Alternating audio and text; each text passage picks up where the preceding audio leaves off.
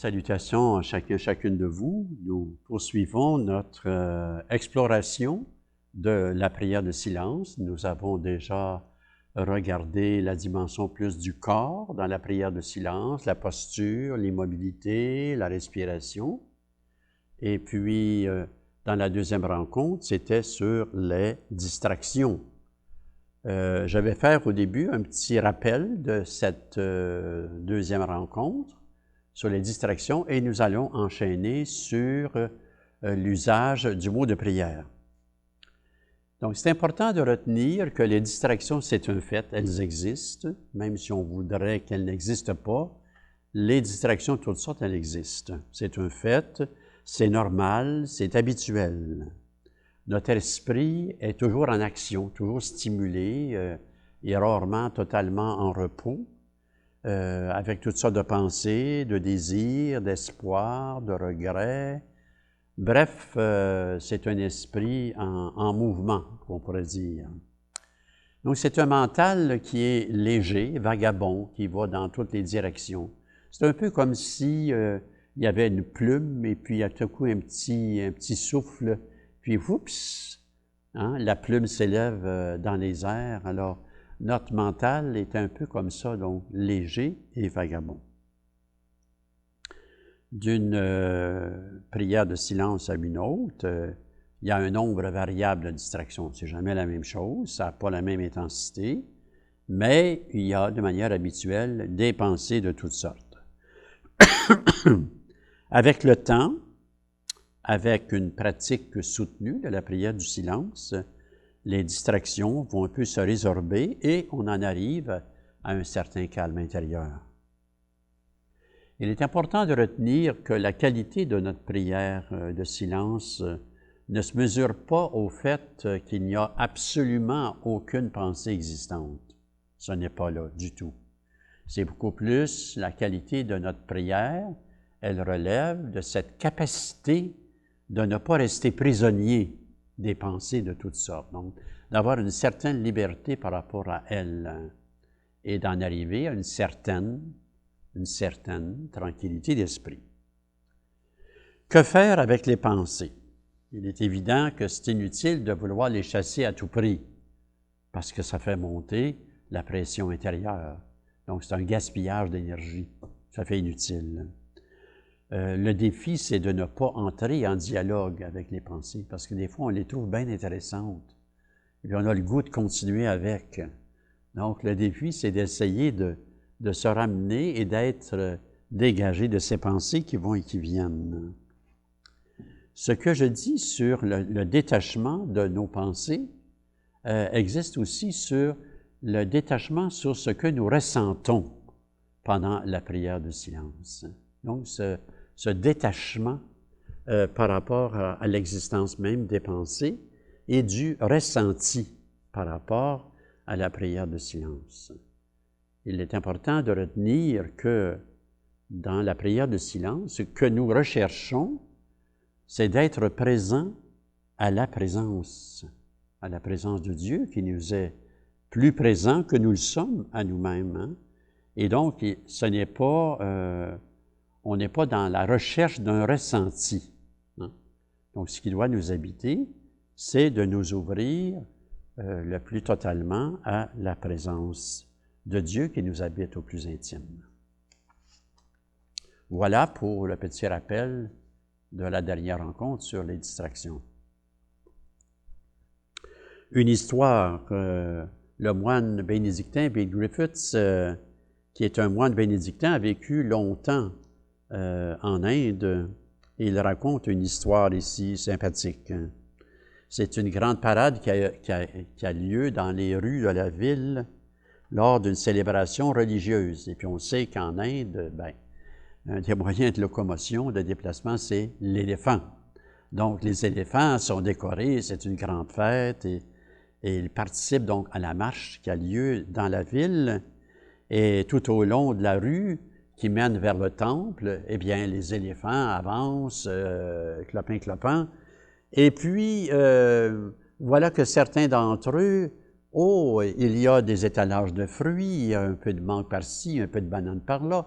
Et puis avec sa trompe, évidemment, l'éléphant, les quelques éléphants vont être tentés d'aller chercher le fruit, n'est-ce pas? Mais il y a aussi un autre éléphant, lui, il est conduit par un homme d'expérience. Et puis, il a eu la sagesse de donner un petit bâton de bambou dans la gueule de l'éléphant. Alors, qu'est-ce qui se passe? L'éléphant circule bien fièrement avec son maître, et puis bon, la trompe s'en va d'un bord et de l'autre, mais il est tellement concentré sur le fait de contenir son petit bâton de bambou qu'il ne peut pas aller chercher, bien entendu, les fruits défendus, si on peut dire. L'esprit humain se compare à la trompe d'un éléphant, dans le sens que notre esprit va dans toutes les directions, va de droite à gauche, hein? Il est sollicité constamment, donc il est tenté de se satisfaire de telle ou de telle pensée ou de tel désir ou de telle image, telle émotion. Alors, pour le calmer, pour en arriver à calmer notre mental un peu rebelle, on pourrait dire, bien, c'est important de lui donner quelque chose qui va l'occuper. Alors, c'est notre mot de prière. Notre mot de prière qui peut contribuer à garder l'attention et non pas s'en aller dans toutes les directions au niveau des pensées.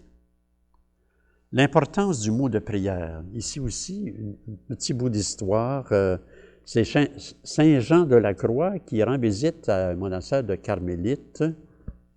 Et puis la sœur cuisinière, avec toute l'admiration qu'elle a pour ce bon moine, Jean de la Croix, lui présente une demande. Alors elle lui dit, « Pourquoi, mon père, lorsque je passe près de l'étang, dans le jardin, les grenouilles, dès qu'elles entendent le bruit de mes pas, elles sautent à l'eau et elles se cachent tout au fond. » Alors Jean de la Croix le regarde avec un grand sourire et puis lui dit, « Mais ma sœur, c'est le lieu où elles sont les plus en sécurité, n'est-ce pas? » Et il ajoute, « Ainsi devez-vous vous-même plonger dans votre profondeur, dans votre centre, et là où Dieu se tient, et vous y cachez vous aussi. » Donc, c'est intéressant, donc, plonger dans nos profondeurs. Bien, c'est ce qu'on essaie de faire avec la prière de silence. Donc, quitter la surface, et puis descendre plus profond dans le cœur, au niveau du cœur profond. Voilà. Alors, pour nous aider à aller justement dans ces profondeurs, dépasser nos idées, si admirables soient-elles, pour habiter dans nos profondeurs, un outil tout simple nous est nécessaire pour devenir davantage intérieurement silencieux. C'est donc notre mot de prière. On peut appeler ça un outil, si vous voulez, pour nous accompagner dans la prière de silence. Cet outil, ce mot de prière, il est dans la tradition chrétienne. Ce n'est pas quelque chose du 20e siècle, pas du tout. On va voir dans un moment d'où ça revient. Donc, un outil très simple, pratique. Cette forme de prière, avec un seul mot, notre mot de prière, elle a une longue histoire dans la spiritualité chrétienne. Et c'est souvent méconnu, très souvent, les gens ne le savent pas. Mais, effectivement, du 4e au 14e siècle, c'était une forme de prière existante, connue, pratiquée, non seulement par des moines, les moniales, mais aussi par des laïcs. En fait, quand on y regarde de près, dans l'enseignement de Jésus aussi, dans Saint Matthieu, chapitre 6, oui, dans vos prières, ne rabâchez pas comme font les païens. Ils s'imaginent qu'à force de mots et de paroles, ils seront mieux écoutés. Intéressant.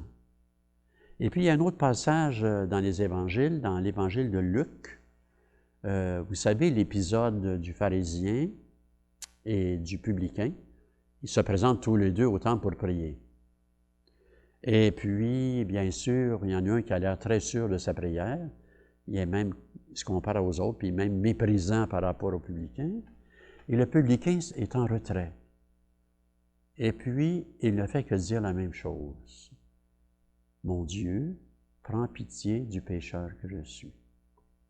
Alors Jésus va louer cet homme avec cette simple prière répétitive. Mon Dieu, prends pitié du pécheur que je suis. Voyez, donc même dans l'Évangile, on peut trouver un écho de cette forme de prière. Donc, dans cette période du 4e au 14e siècle, un premier témoin s'appelle le moine Jean Cassien, 365 à peu près, 435. Ce Jean Cassien fait penser, vous vous souvenez possiblement que dans les années, surtout dans les années 60, 70 peut-être, il y avait beaucoup de jeunes d'Occident qui partaient pour l'Inde et qui cherchaient des maîtres, qui voulaient apprendre à méditer et tout ça. Bien, à cette époque-là, dans le fond, le bon Jean Cassien et un de ses amis cherchaient justement, étaient dans une recherche spirituelle. Et puis donc, ils arrivent en Égypte, et là vivent des moines ermites. Et puis le bon Jean Cassien va être une douzaine d'années auprès d'eux, en train d'apprendre la spiritualité. Et de la vie de ces moines du désert, cette pratique de prière avec un seul mot remonterait même au temps apostolique. En fait, j'ai pu dire il y a un moment que Jésus lui-même attire notre attention dans cette direction, n'est-ce pas? Donc, au cœur de l'enseignement de Jean Cassien, il y a un ouvrage qui a été très connu, qui s'appelle « Les conférences de Jean Cassien ». Étonnamment, pendant longtemps, cet ouvrage de Jean Cassien a été très connu en Occident, dans la vie monastique, entre autres, et donc il a eu une influence considérable. Voici qu'il écrit dans la 10e conférence. « L'âme doit sans cesse revenir à la pauvreté de cet humble verset. Continuez à répéter ce verset jusqu'à ce qu'il chasse toutes les pensées de votre esprit. » Ah, c'est intéressant. Continuez à répéter ce verset jusqu'à ce qu'il chasse les pensées de votre esprit. Jean Cassien a appris donc d'expérience qu'est-ce que cela veut dire. Donc, il n'a pas appris ça dans les livres, il a appris ça au contact de ces moines du désert. Saint Benoît, qui est fondateur de la vie bénédictine, donc une grande figure de la vie monastique en Occident, il dit ceci au sujet de Jean Cassien à ses moines. « Vous voulez savoir comment prier? Consultez Cassien. Si vous voulez mûrir dans la vie spirituelle, comprenez Cassien. » Imaginez, un siècle plus tard, dans la règle de vie de Saint Benoît. Un deuxième témoin, donc on se voyage dans le temps, on était au 4e, on se déplace donc 10 siècles plus loin. Donc vous voyez, il y a une continuité d'expérience. Et là, c'est dans un ouvrage qui a commencé à être connu depuis un certain nombre d'années maintenant, qui s'appelle « Le nuage de l'inconnaissance ». L'auteur est un anonyme, on ne sait pas qui, mais par le contenu de son enseignement, on voit bien que c'est un homme d'expérience, que c'est un guide spirituel. Et ce qui est intéressant, c'est qu'il a une approche toute simple, concrète, et il prend des exemples de la vie quotidienne. Hein? Ça, c'est intéressant de voir quelqu'un qui va parler des choses, disons, profondes, mais qui en même temps va avoir cette habilité pour dire les choses profondes le plus simplement possible. Alors, dans le nuage de l'inconnaissance, il invite, comme Jean Cassien, au dépouillement de la prière, et il recommande la prière avec un seul mot repris intérieurement dans le silence du cœur. je cite quelques conseils du nuage d'inconnaissance. Nous devons prier, non pas avec beaucoup de mots, mais avec un seul petit mot. Si jamais une pensée s'imposait à toi, tu n'as d'autre mot pour lui répondre que ce simple mot. Rejette fermement toutes les idées claires, si pieuses ou délicieuses soient-elles. Si pieuses. Bien sûr que dans un autre contexte, on peut prier avec prière de louange ou prière de demande, d'adoration, bien sûr. Mais il veut dire, dans le fond, que l'essentiel de la prière, elle n'a pas besoin de mots. Hein? Et même des mots dits religieux, là. Voilà. Et finalement, avec le nuage d'inconnaissance, au sujet de la participation du corps, il va dire, le cœur, cette prière de silence réclame une complète tranquillité et une pure disposition tant du corps que de l'esprit. Voilà pour le petit voyage historique, pour montrer que cette forme de prière de silence a une longue histoire et qui a duré donc très longtemps. Et elle a connu par la suite une période d'éclipse pour diverses raisons. Et donc, on la retrouve depuis, je dirais, les années 50, avec un homme comme Thomas Merton au départ, un moine cistercien. Et puis à partir des années 75, avec Thomas Keating, qui est un cistercien, et John Main, qui est un moine bénédictin. Donc, on parle du mot de prière, le choix du mot de prière. C'est sûr que si on s'inscrit dans la tradition chrétienne, on veut méditer en tant que chrétien, on va aller choisir dans notre tradition le mot de prière en conséquence, qui peut être Seigneur mon tout, Dieu mon tout, Seigneur prends pitié, ou Kyrie eleison, ou Jésus, bien entendu, ou le mot en araméen, la langue de Jésus, Yeshua. L'important, en fait, c'est d'en choisir un. C'est sûr qu'on peut l'expérimenter pendant un temps. J'ai un de mes amis là, qui est commençant dans cette forme de prière intérieure. Et puis, le mot que je vais mentionner dans un petit moment, ça fonctionne plus ou moins. J'ai dit, oui, mais tu vas prendre autre chose. C'est entendu. Alors, si on veut méditer, par ailleurs, dans la tradition du bénédictin John Main, on emploiera plutôt le mot Maranatha, la langue de Jésus encore. C'est un des quelques mots en araméen dans les évangiles, les amis. Maranatha, qui veut dire « Viens, Seigneur ». Et ce mot-là, elle fait partie des plus anciennes prières chrétiennes, donc des premiers siècles, les tout premiers siècles du christianisme. On retrouve ce mot-là dans la première épître de Paul aux Corinthiens, chapitre 16, verset 22, et c'est le dernier mot de l'Apocalypse. C'est le dernier mot des Écritures chrétiennes. L'Apocalypse, c'est le dernier livre de la tradition chrétienne. Et donc, ça se termine par « Maranatha, viens Seigneur ». Vous voyez? Donc, il y a tout un vécu spirituel dans ce mot-là. L'avantage, comme dit John Main, c'est que ce mot-là, comme il est pas dans notre langue, donc il donne moins de prise au fait de réfléchir avec le mot. Non? Il n'est pas neutre. Il y a un contenu spirituel à ce mot-là. C'est une des raisons que lui, le moine John Main, est porté à recommander ce mot-là. Mais recommander, ça ne veut pas dire qu'il faut nécessairement le prendre. Il va donc dire, je vous recommande à la plupart des débutants d'utiliser le mot Maranatha comme mot de prière.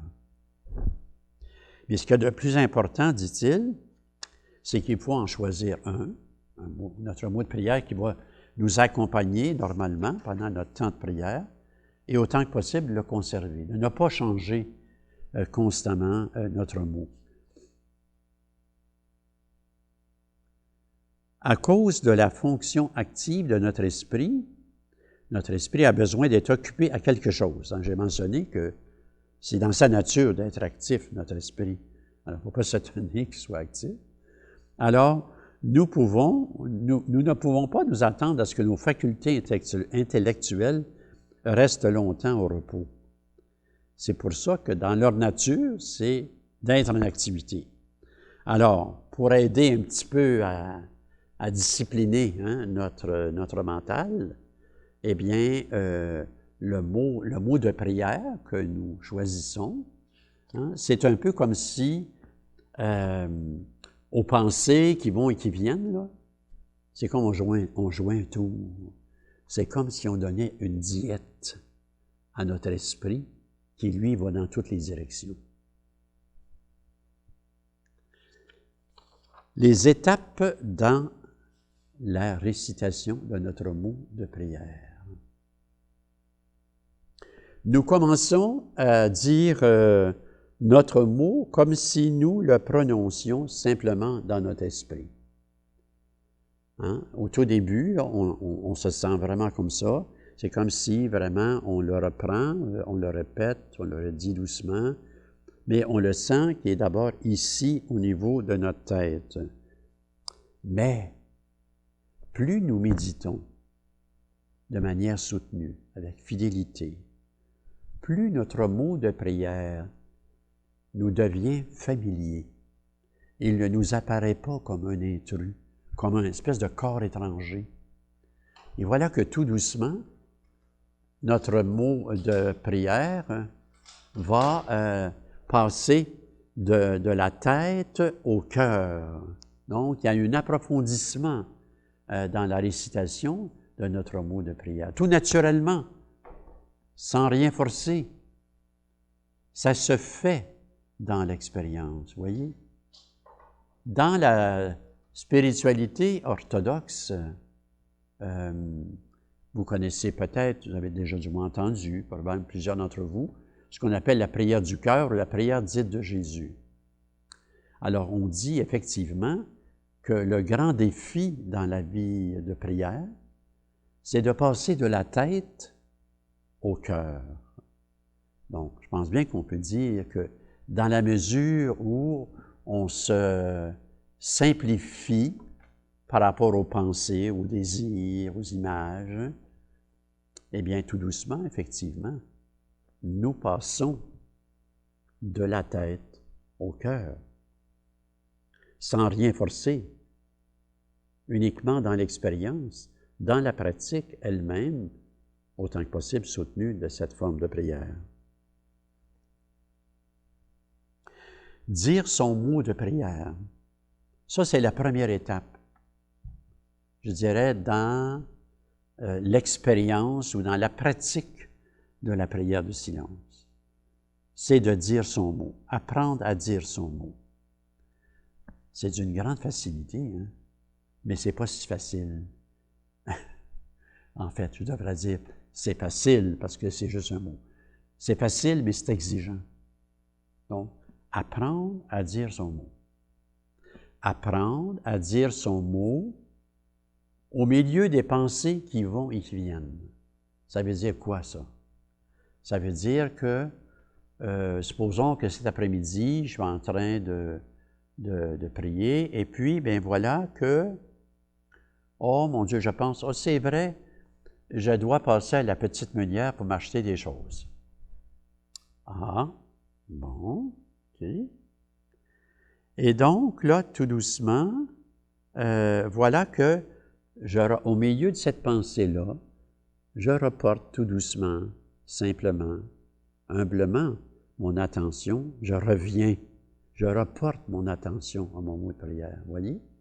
C'est pour ça que je dis que c'est, dans le fond, dire son mot, c'est facile, mais en même temps, c'est exigeant. Donc, dire son mot au milieu des pensées qui vont et qui viennent de manière habituelle, et dire son mot pendant toute la période de la prière de silence. Pourquoi l'insistance sur le fait de dire et de redire son mot de prière? pendant toute la période de la prière, du moment de prière. Pour la simple raison, c'est que nous avons des pensées. Que si on n'est pas accompagné par notre mot de prière, on s'en va dans toutes les directions. Hein? On dialogue avec les pensées, là. On les trouve intéressantes, puis on part avec. Et donc, notre objectif, c'est ce qu'on essaie avec notre mot de prière, c'est de nous simplifier et de nous amener tout doucement à être présents, le plus présent possible à notre Dieu de vie qui nous habite au plus intérieur, au plus secret. C'est aussi une manière de dire cette belle béatitude de Jésus, « Heureux les pauvres de cœur, le royaume des cieux est à eux. » Se détacher de soi, de son ego, pour se centrer le plus pleinement sur Dieu lui-même. Je termine ici avec un passage du livre de Lawrence Freeman, qui a été un compagnon de John Main, lui est vivant, dans son livre « Le Jésus, Maître intérieur ». Jean Cassien et John Main voyaient bien que le grave problème de la prière venait de la distraction du mental. Faute de le résoudre, la prière risque de demeurer superficielle, de sorte que, même pratiquée avec de bonnes intentions, elle n'opère aucune transformation en profondeur. Cassien et John Main savaient que ce problème avait un remède d'une simplicité radicale. Dans la pratique du mot de prière, Cassien et John Main constatèrent que l'attention au mot de prière, conduit à la simplicité et au silence. Voilà, nous arrivons au bout de cet entretien sur l'importance du mot de prière qui nous accompagne dans notre pèlerinage intérieur. Notre mot de prière, c'est comme un bâton de pèlerin. Vous savez, quand on va aller faire de la marche, on peut s'assurer un peu avec un bâton pour ne pas tomber. Eh bien, je dirais, dans notre pèlerinage intérieur, c'est un peu comme ça aussi. Notre mot de prière est comme notre bâton qui nous accompagne et qui nous garde en sécurité. Là-dessus, je vous laisse avec un beau bonjour